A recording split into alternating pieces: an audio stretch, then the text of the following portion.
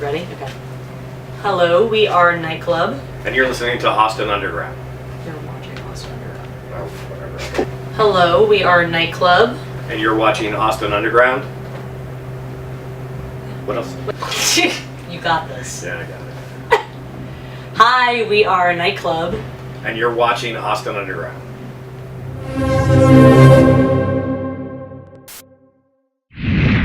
Welcome back to Austin Underground. My name is Chris Peck. I'm here with Nightclub. It is performed here at the Austin 360 Amphitheater, right opening for a Purpose Circle. So, how are you guys doing tonight? How was the show and how's the tour been? Tour's been great. I mean, I have no complaints yet. We're like 3 shows in, and crowds have been great. And you know, this is like our first like arena tour, so it's been pretty surreal. Yeah. But I don't know, it's going good. Yeah, going good. We got rained out, but they rescheduled today, so it's good.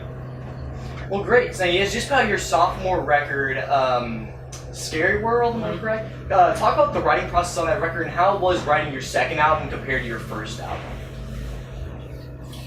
I mean, the main difference I'd say is that we did a bunch of EPs, we did a soundtrack, we did all this stuff beforehand, but when we got to this record, when we got to our first album, we kind of developed the sound that I think that we kind of have now, as opposed to our previous kind of EP sound and things that we were doing before.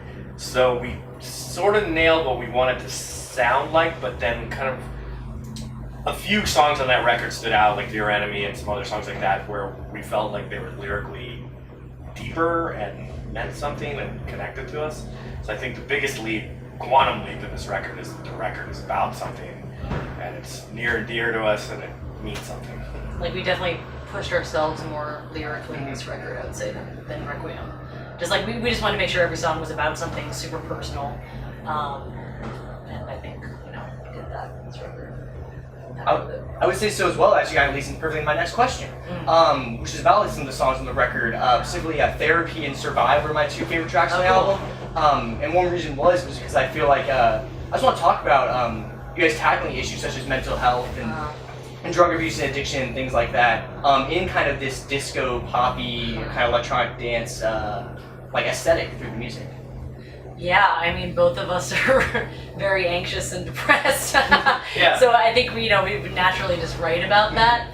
You know, in particular, Therapy, that was a song that was probably written in like 5 to 10 minutes. Wow. I would say lyrically, because it just kind of poured out of us. Like, I think, like, I remember singing the chorus like in the room, like, just like, I don't know, it just kind of came to me, like, you know, I mean, I definitely struggle with anxiety and depression, and I'm always that's always kind of just in my mind. So, yeah, I would say that's probably one of the more personal songs. Yeah, we started making the record and it kind of, you never really like seek a concept necessarily at first. You kind of just write to write, and then we started writing, and then it's just kind of like, and the way we write is we write a lot of instrumentals and a lot of things together, and then we kind of like go in our cars or whatever, because it's LA, you drive around and you listen to your music and you're inspired and you write lyrically off of what you're feeling or whatever.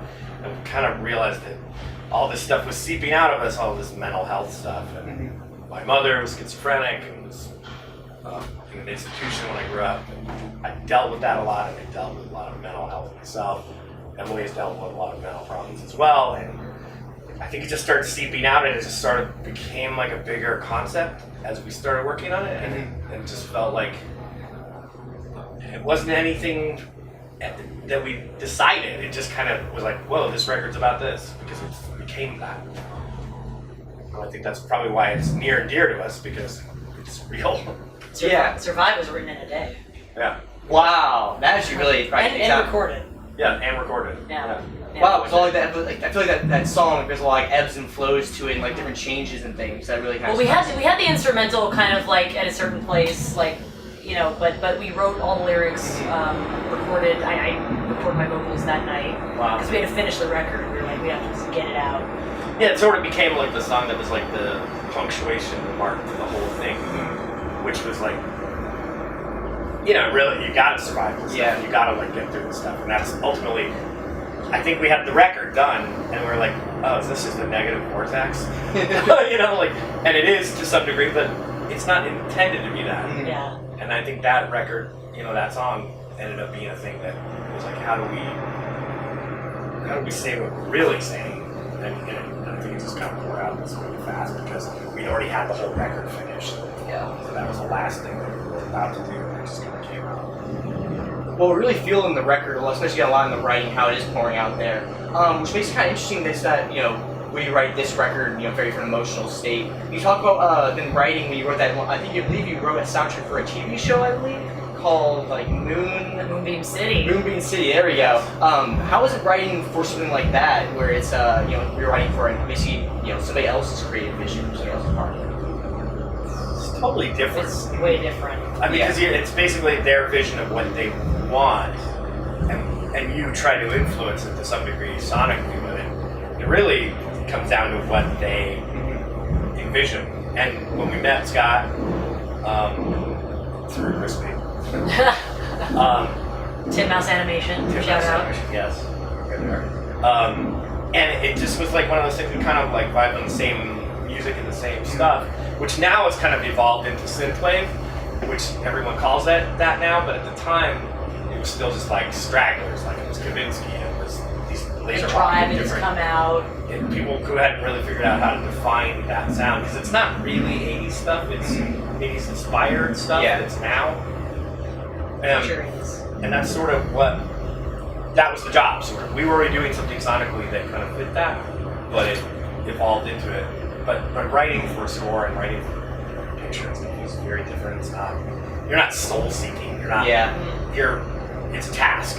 It's like, it's a minute, and that guy walks to that door, and then the thing has to hit. Yeah, it's like it has to work in this scene. Yeah. As opposed to writing a record, it's like, okay, well, what is this record? How is this record going to be different than the last record? How are we going to grow as a band?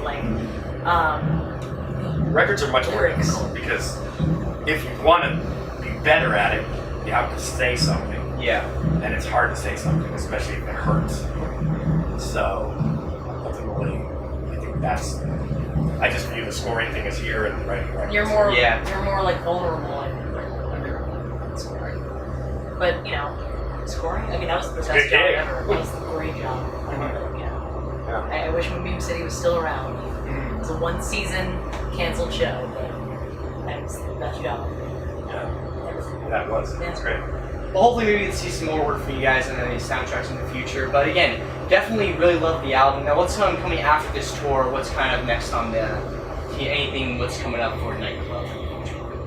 Probably make more, like, a lot of what we do is make music videos, because a lot of people find us through YouTube. So a video is going to come out probably in the next week or so. Wow. Yeah, we finished it already. It's just kind of waiting for where it's going to debut. How it's going to debut. So we're probably going to make more videos. We would definitely want to he makes all the videos, so he's like the video guy. He like shoots them, storyboards them, directs them, edits them, and everything. Wow, alright. So we're probably going to make a few more of those for this record. We kind of have a lot of things we want to do for this record. Like, I know a lot of times, like, the timeline isn't. I was talking to the guys on this tour about that, like, where it's got to happen in 1 month. Oh, it didn't happen. Oh well. Yeah. When's your next album?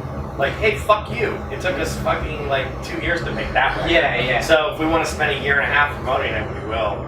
Fuck off. I know everyone's so like on to the next now. It's like, no, we really want to like bring out this record and like, because we spent a lot of time doing it. Yeah. So like with Showtube, like we put out that video like. Yeah, which is also Titmouse. And these guys were very involved in Showtube video. Right. Yeah, we have a music video that we partnered with Titmouse and Google Tilt Brush. So it's like a VR music video. Wow, okay, that's really cool. Yeah, we're really proud. And that came out a year after, or a year and change after the record. And that's our most viewed video now on YouTube.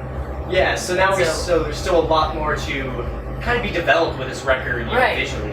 Like I feel like it has a lot of life left, but eventually next year we'll probably start writing again. Yeah. But we want to do as much and tour as much as possible. And this opportunity came up kind of like 6 months ago. We knew it was sort of percolating. We were like, well, that would be a good thing to do after the record. Let's not write, let's not do anything else. Let's just go do that. How often do you get to play this kind of environment? It's true. So we're like, let's do that, and we'll kind of assess after that. Alright, well, sounds great. Thank you so much for talking to me. I really appreciate it. Where can people find Nightclub online? You mentioned YouTube, some other places. Oh, yeah, so we're Nightclub Band everywhere. everywhere. So it's Facebook, Nightclub Band, Instagram's Nightclub Band, our website's nightclubband.com. Am I missing anything? Yeah, that's pretty basically much, the easiest yeah. way to find. We're everywhere, iTunes, Amazon, Spotify, everywhere. So, Alright, yeah, make sure to check out Nightclub everywhere. Make sure to add the band at the end, or else you might just find Nightclub near you. Not saying you can't go to that as well, but again, this is Nightclub. I'm Chris Peck with Austin Underground. Again, if you anything else here with Austin Underground, or here with the Perfect Circle, or anything else here in Austin, make sure to go to austinunderground.org, as well as our YouTube channel, Austin Underground. Thank you so much, and we'll see you next time.